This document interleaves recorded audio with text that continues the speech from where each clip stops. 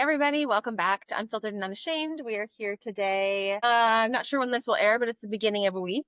We usually don't record on Mondays. I don't know, just still kind of like A little bit different feel to it. Yeah, little bit different. us. Yeah. But we thought today we would just kind of hit on some triggering conversations or topics that just get us riled up a little bit. And one of them is women's healthcare. Yeah. Or lack thereof. I've had multiple rants about this with multiple people in the last 2 weeks. You just told me about an experience that you went through years ago regarding lack of anesthesia or pain control. Yeah, that one will definitely set me off. So that is the idea that if you have an IUD placed, do they suggest like take an Advil before or something? Yep. The pain control for that is to take an Advil. And I don't know any woman who feels like taking an Advil is sufficient. I've heard pain control. So I have not had an IUD. Right. I have had, what would you say it was called when they take a sample of the cervix? Oh, colposcopy. Yes. I had that done. And again, zero medication, zero. I personally think my cervix is dead to feel.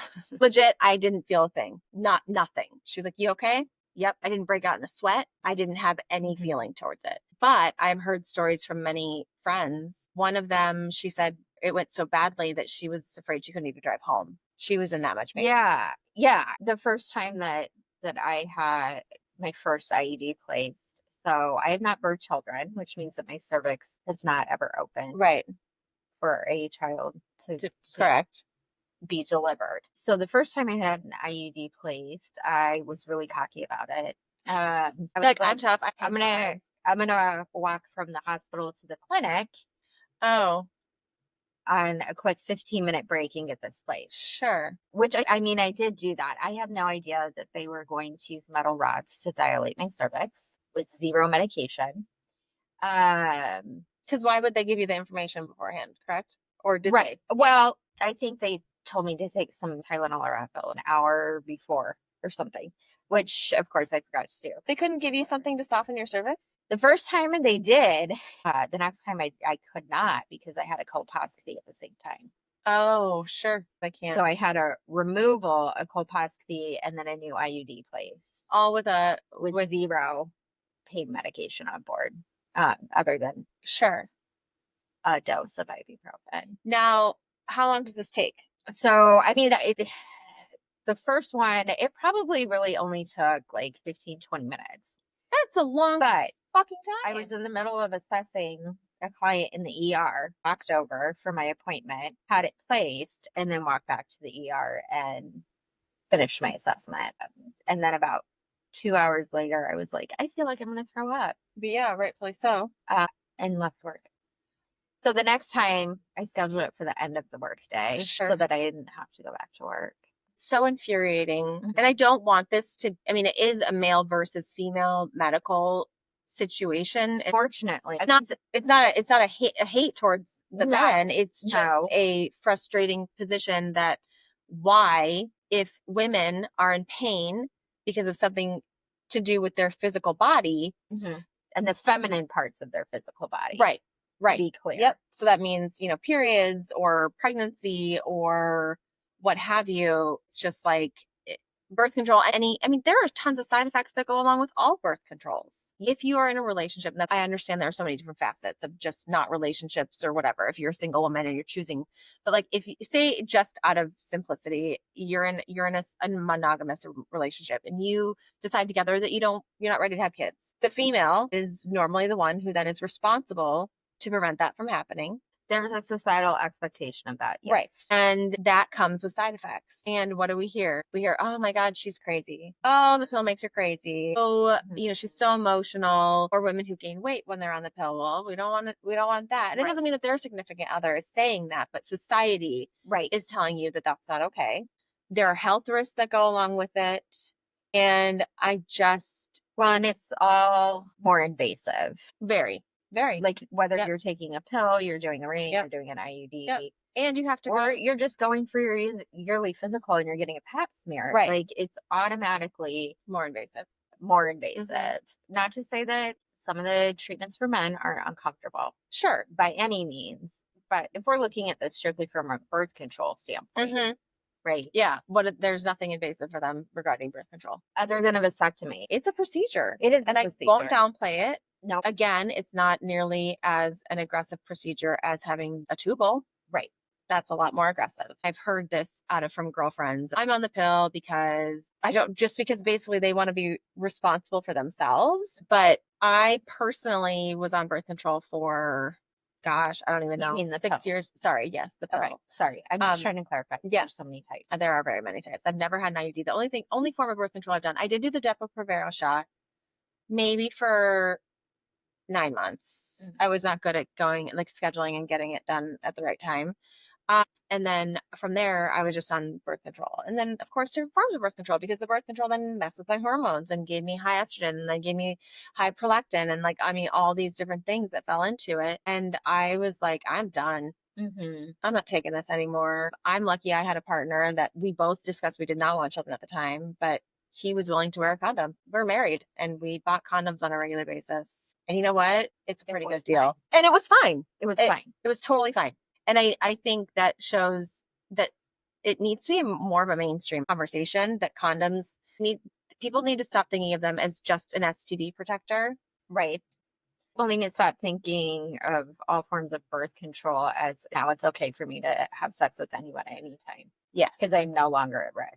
Right. We still need a condom. Yep. Still need a condom. Yes, with that. Because not surprisingly, most of the STDs are much more difficult for women to manage. Right. Right. Much more uncomfortable. Yep. Much more painful. Yep. Etc. I'm sure we're probably judged more for it as well. Oh, for sure. A woman who comes in with whatever. How dare we? There's still a stigma. But I think it is frustrating that we just don't get heard a lot of the time as well.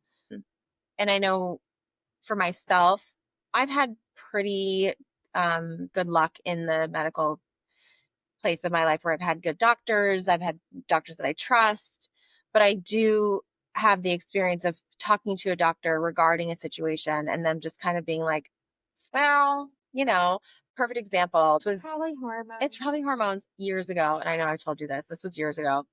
And I think it was after my second, I don't even remember which child it was after. But it was a good amount of time after. And I remember saying, hey, my sex drive is just not there. It's just not there. And yes, you get older and your life gets busier, but I personally don't want to lose the desire, to want to have sex. And she looked at me and she goes, well, it's really hard when you've got kids at home and you're working. And I said, yeah. She goes, have you tried a date night? And I just thought, I'm asking you as a doctor, right? Because my body is not the same as it was. And you're suggesting to me what a therapist would suggest. If I was more concerned about my relationship and the quality of my relationship, and that's why we weren't having sex, then I would go ask a therapist. I'm not asking my doctor, hey, why am I not getting aroused, right, for you to give me marital advice? And at that point, I was like, well, that's it. I mean, it kind of ruined that doctor-patient relationship, because now I realize if I come to her with anything that isn't an exact concern, like a UTI or something like that, that it's just going to be put on the back burner of like, well, plan a date night. Sure. Yeah. That'll get me excited. Let me find a babysitter. Let me plan a date night. Let me go out to dinner. Let me eat food because I'm uninterrupted without children, have a couple drinks, and then go home feeling bloated and tired. That's not going to do it for me. And it had nothing, especially at that time, it had nothing to do with the relationship. And it's frustrating. I think sexual health for women is just not a non-existent, but yet we've had a magical blue pill for men for how many years now? I honestly, I couldn't tell you. I don't know either. We've had the blue pill, but I can tell you that the amount of funds that go to researching men's health is significantly more than researching women's health. Yeah. And has been, which is why we don't have great information about how best to manage perimenopause or menopause. There's a lot of information missing. A lot. And I think I'm proud of our generation for at least opening the door for the conversation of perimenopause and menopause, because growing up, my mom had a hysterectomy at like 35 or something like that. And I'm pretty sure they took her ovaries as well. And so I didn't even have a mom to experience that with, like to walk through. Had my friends and I not have these mild conversations, or my sister and I wouldn't know what any of the symptoms are, because you're just going through your daily life. Right.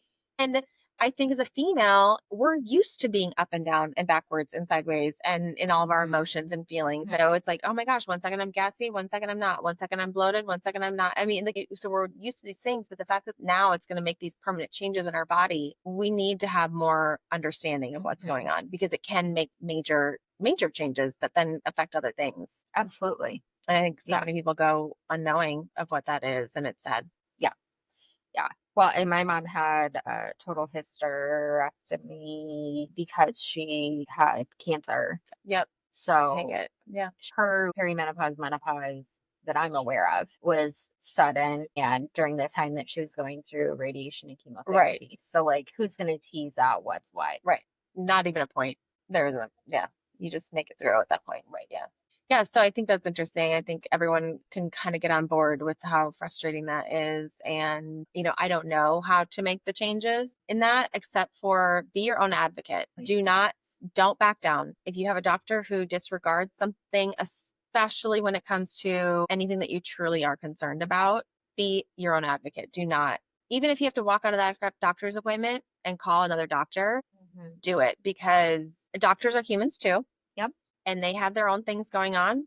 They walk into your room and they're putting on a face for you because that's their job. You have no idea what patient issues they have with someone before you, what personal issues they have going on, because they are humans as well. And I think as adults, we tend to look like what insurance company just called them and said, you can't do that. Right. And that's infuriating. And as children, we grew up looking at teachers as these magical people, and they, they don't go home. They stay at school. I think as adults, we kind of look at doctors that way. Like that's their life, that they're a doctor and that's it. And it's like, no, it's not. And they're dealing with frustrating situations work-wise and personally. Sure. And so if you are not getting heard, or if you really feel uncomfortable with the process of moving forward with whatever situation you're in, get a second opinion. Talk to a girlfriend, talk to a friend, talk to a spouse, talk to a family member, anybody that might help you understand that it is something more than just saying, oh, well, my doctor said this, so it's fine. Yeah. Yeah. Well, and always follow your intuition. Women's intuition. It's creepy. I can't say enough about it. Yeah. So, if what the doctor's saying doesn't intuitively make sense, for sure, get more information. Talk to more people. Yeah. The intuition is kind of unreal, honestly. But I mean, I think that's kind of just where we want to land today. Yeah. Just make sure you advocate for yourself and know that you're not alone in feeling frustrated with the fact that we are just the creators of life and the ones who run the show and the ones who generally take care of others. Not always, but we are the ones that are taking care of others in our lives. But yet we, for some reason, are just not treated as that important in the medical field, which is really, really crazy. Yeah, it really is. This isn't to throw like all doctors under the bus or anything by any means. No. They can only do so much with the research that's been done. And the research gets funded by, different companies, different whatever. So it's a big systems issue. It's not a specific person issue. Right. Their hands might be tied. But I would say that I think it would be wonderful if all women in situations where their pain management was not being attended to started to sort of really advocate and demand that change. That it get taken care of. Yeah, because it's not acceptable. It really isn't. And the fact that we have to just go in and endure these situations. And we're not talking pain like a shot. You're not talking. No. It just seems anything uterus related. Yes. Well, mammograms even are. Yeah. They can be very painful for some people. Yeah. But yeah, it just seems like if it has anything to do with the uterus, we're going to ignore pain. Right. Which is wild because it's inside the body. It's like, oh, there's an opening there. So get to it. No problem. But they don't act that way with your mouth. That's true. Male, female, they don't act that way with your mouth. But just because there's an opening does not mean it is like free reign. It's free reign. They will put a numbing cream where they're going to give you a shot, but they will not numb your uterus or your cervix when they're going to take a chunk of it out. Right. Well, they do. Like during a colposcopy. Yeah, do they numb it? They give you a shot of lidocaine. Oh, I guess I don't remember that part. That doesn't feel good either, though. But No, it's the better shot than hurts like a mofo. It also burns. yeah. See, I didn't have that experience. Again, I mean, I'm not kidding when I think my cervix is. Well, I wonder if I had the numbing process because we were removing colposcopy and placing without any ripening. Very well could be. And then for yours, it was just no colposcopy. Yeah, I don't. They would have had to let It's me. not great. Yeah, I don't remember, but it was a few years Oh no, ago. I took a friend to a colposcopy. They gave her. They gave her a shot in the uterus or in the cervix too. Regardless, I think Right. with an IUD, just had a thought come into my mind is I feel like because it has to do with birth control, that's why Like it's a punishment of sorts. Yeah. That's interesting. I just had that thought because I'm like that. It just like, well, you know what? It's not necessary. Yeah. It's not necessary. Yeah, So well, and it doesn't follow a lot of the conservative right. religious ideas around fertility. And I'm not saying that we're on any side of that, there or the other. It just dawned on me. Yeah, valid. Yep. So maybe that's what it has to do with. And honestly, it wouldn't shock me. It doesn't shock me if that's the case. I'm not saying you're going to find this in a textbook, right? But I'm sure there have been conversations regarding it of like, how would this procedure go? Well, we can just skip that. It saves money. It saves time. You're taking up time, and time is money in the medical industry. So yeah, it wouldn't surprise me at all. Well, on that note, we encourage you to advocate strongly for your own mental and physical health as a woman. Sometimes it's helpful to get a little ragey about it because you can use the energy from the anger to advocate for yourself and follow up in the ways that you need to, because some things are just plain unacceptable when it comes to women's health care. Also, as part of advocating for yourself, I would strongly encourage everybody to follow their gynecologist recommendations on follow-up yearly or every 2 or 3 years, whatever your recommendations specifically are related to mammograms for prevention and pap smears to help prevent and keep an eye on things as well. Because hopefully that will then keep all of these other situations at an easier task. Right. Well, I mean, we're a very reactive society, but there are certain prevention things that you can do before something becomes terrible. Right. All you can do is react. Right. So yeah, let us know if you have any stories that you would like us to share. If you have any situations that you would like us to address, we're here for that. Or if you just want to just dump a story and us not share it, that's fine too. If you just need somebody to kind of share experience with that you're frustrated about, we're here. You can follow us and like and subscribe on YouTube.